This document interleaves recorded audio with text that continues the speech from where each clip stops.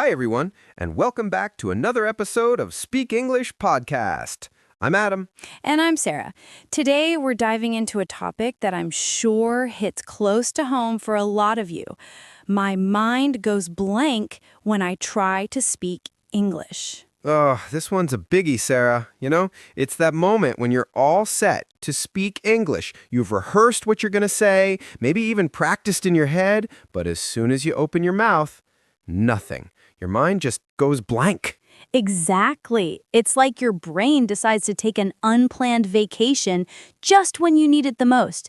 Adam, this reminds me of the time I had my first job interview in English. I had prepared so much, even rehearsed answers in front of the mirror. But when the interviewer asked me the first question, my mind went completely blank. I just stared at him like a deer in headlights. Oh no, Sarah. What did you do? Well, I panicked for a second, but then I just blurted out, "I'm sorry, could you repeat the question?"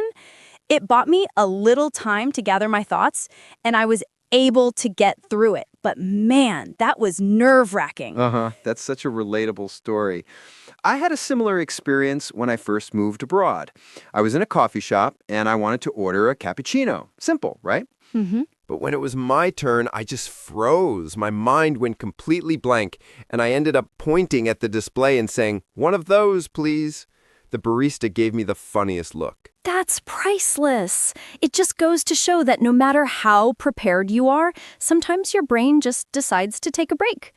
But don't worry, today we're going to explore why this happens and share some practical tips to help you keep the conversation going, even when your mind seems to check out. Absolutely. So if you've ever found yourself in this situation, keep listening because we've got some great strategies to help you stay cool and confident when speaking English. All right, let's get into it.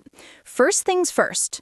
Adam, why does our mind go blank when we try to speak a foreign language, especially English? Well, Sarah, it's usually a combination of nerves and cognitive overload.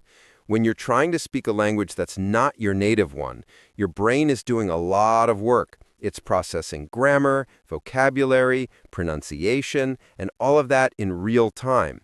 If you add a little pressure, like speaking in front of someone or trying to impress your boss, your brain can just freeze up. It's like trying to run multiple apps on an old computer. Eventually, something's going to crash. That makes total sense. It's like trying to juggle too many balls at once. Eventually, one or two are going to hit the ground. And let's be honest, the fear of making mistakes doesn't help either. You're so worried about saying the wrong thing that your brain just says, "You know what? I'm out of here." Exactly. So let's talk about how to overcome this blank mind syndrome. One great tip is to prepare some go-to phrases in advance. Think of them as your safety net. If your mind goes blank, you can rely on these phrases to keep the conversation going. For example, if you're struggling to find the right words, you could say, "Let me think about that for a moment." Or, "I am not sure how to say this, but..." These phrases buy you time and keep the conversation flowing. That's such a useful tip. It's like having a lifeline when you're stuck. Let's try a quick example. Imagine you're in a meeting and someone asks for your opinion on a project. Instead of panicking, you could say, "That's a great question. Let me take a second to gather my thoughts." This gives you a moment to breathe and think before diving into your answer. Exactly. And here's another tip. Practice speaking in low-pressure situations. The more you practice, the more comfortable you'll get. Start by talking to yourself in the mirror, narrating your day, or even chatting with a pet. For example, you might say, "I'm making breakfast now. I need to fry some eggs and make coffee." These low-pressure situations help you get used to speaking without the fear of judgment. That's a great way to build confidence. I remember when I first started learning Spanish, I would practice by narrating everything I was doing. I'd say things like, "Now I'm brushing my teeth," or "I'm going to the store to buy some bread."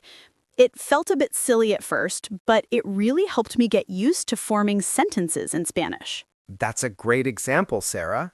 And if you want to make it even more fun, try shadowing exercises.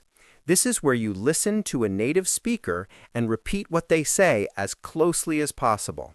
It's like being their shadow. You copy their pronunciation, intonation, and rhythm. Let's say you're watching an episode of your favorite show in English. Pick a character and try to mimic everything they say. This not only helps with pronunciation, but also with fluency. Ooh, I've done that before.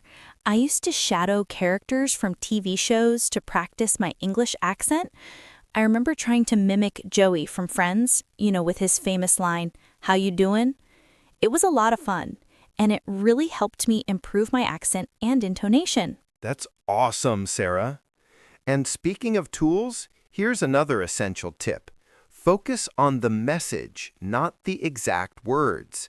Sometimes we get so caught up in trying to find the perfect word that we lose sight of what we're trying to communicate. Remember, the goal is to get your message across. Let's say you forget the word refrigerator. Instead of freezing up, you could say, "the thing in the kitchen that keeps food cold." It might not be perfect, but it gets the point across. That's a great point, Adam. It reminds me of the time I was trying to describe a microwave in French. I couldn't remember the word, so I said, "the box that makes food hot quickly." The person I was talking to laughed, but they understood what I meant. It's all about improvising when necessary. Exactly. And that brings us to another key tip. Learn to breathe and slow down.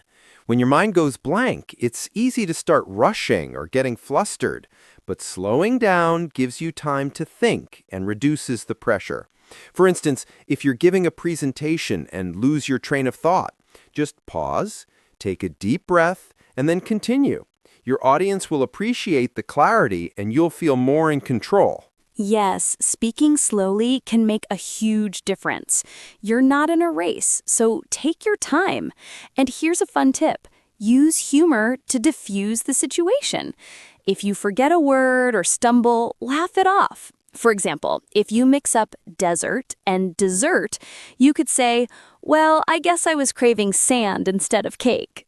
It takes the pressure off and shows that you're confident enough to handle mistakes. That's such good advice. And honestly, most people will appreciate your effort and won't mind if you make a few mistakes. They might even help you out by suggesting the word you're looking for. Exactly.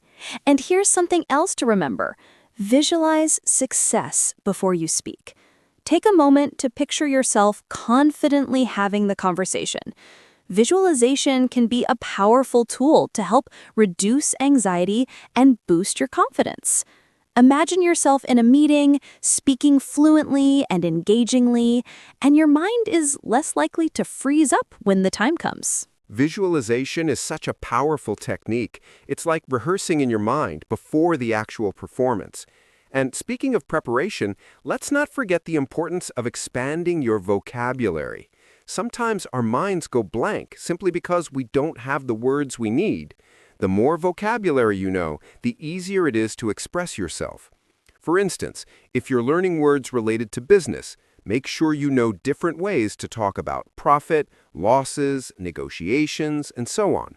This way, you won't get stuck searching for the right word in the middle of a conversation. That's a great point. And one way to build your vocabulary is by reading regularly. It doesn't have to be complicated texts. Even reading a short news article or a blog post each day can introduce you to new words and phrases. Then try to use those new words in sentences throughout the day. For example, if you learn the word negotiation, you might say, "I have a negotiation with a client tomorrow," even if you're just practicing by yourself. Absolutely. And here's another tip related to vocabulary. Group your new words into themes. For example, learn all the words related to cooking one week, like stir, boil, bake, and then practice them by talking about your favorite recipes. The next week, you could focus on words related to travel, like luggage, boarding pass, departure, and use them in sentences about a trip you've taken or plan to take. Themed vocabulary learning is a game changer. It helps you remember words better because they're all related, and you're more likely to use them together in conversation.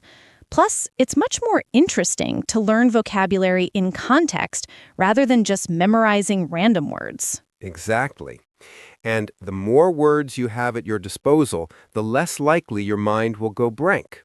So, to all our listeners out there, don't worry if your mind goes blank sometimes. It happens to everyone, even native speakers. The important thing is to keep practicing, stay positive, and use the tips we've shared today to keep moving forward. Yes.